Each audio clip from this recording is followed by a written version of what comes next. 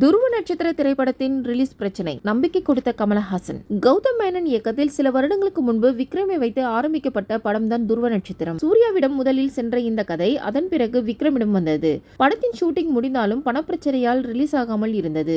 ஒரு வழியாக கடந்த நவம்பர் மாதம் ரிலீஸ் ஆகும் என்று அறிவிக்கப்பட்டது. ஆனால் அப்பொழுதும் ரிலீஸ் ஆகவில்லை. இந்த சூழலில் துருவ நட்சத்திரம் படத்தின் புதிய ரிலீஸ் அப்டேட்டை குறித்த தகவல் ஒன்று வெளியாகி உள்ளது. மின்னலை படத்தின் மூலம் இயக்குநராக அறிமுகமானவர் தான் கௌதம் மேனன். அடுத்தடுத்து இயக்கிய காக்க காக்க, வேட்டையாடு விளையாடு, வாரணம் ஆயிரம், விண்ணை தாண்டி வருவாயா ஆகிய திரைப்படங்கள் மூலம் பெரும் கவனம் ஈர்த்தவர் அவர். போலீஸ் ஸ்டோரி மற்றும் லவ் ஸ்டோரி ஆகிய ஜானர்களின் தனது தனித்துவமான மேக்கிங்களால் தமிழ் சினிமாவில் ஸ்டைலிஷ் இயக்குனர் என்ற பெயரையும் அவர் பெற்றுள்ளார். சூழல் இப்படி இருக்க துருவ நட்சத்திரம் என்ற கதையை முதலில் சூர்யா மற்றும் ரஜினியிடம் கௌதம் மேனன் சொல்லியிருக்கிறாராம். இருவராலும் நடிக்க முடியவில்லை என்று தெரிந்த பிறகு அதனை அடுத்து இந்த திரைப்படத்தில் விக்ரம் கமிட் ஆகி இருக்கிறார். படம் கடந்த 2017ஆம் ஆண்டு தொடங்கப்பட்டது. இதில் விக்ரம், பார்த்திபன், சிம்ரன், ரிதுவர்மா, விநாயகன் உள்ளிட்டோர் முக்கியமான கதாபாத்திரத்தில் நடித்துள்ளனர். படத்தின் ஷூட்டிங் ஆரம்பித்து முடிக்கப்பட்டாலும் பைனான்ஸ் பிரச்சனையால் படம் ரிலீஸ் தள்ளி போனது. இதன் காரணமாக விக்ரமும் கௌதம் மேனனும் தங்களது அடுத்தடுத்த திரைப்படங்களின் வேலைகளை கவனிக்க சென்று விட்டனர். கௌதம் மேனன் நடிப்பிலும் தீவிரமாக கவனம் செலுத்தி வந்தார். தனக்கு ஏற்பட்ட கடனை அடைக்கவே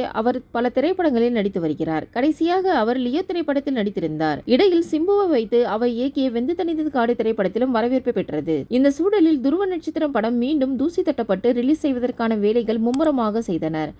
அதன்படி படமாவது கடந்த வருடம் நவம்பர் மாதம் 24ஆம் தேதி ரிலீஸ் ஆகும் என அறிவிக்கப்பட்டிருந்தது. ஆனால் படத்தை பார்க்க மிகப்பெரிய எதிர்பார்ப்போடு ரசிகர்கள் காத்துக் கொண்டிருந்தனர்.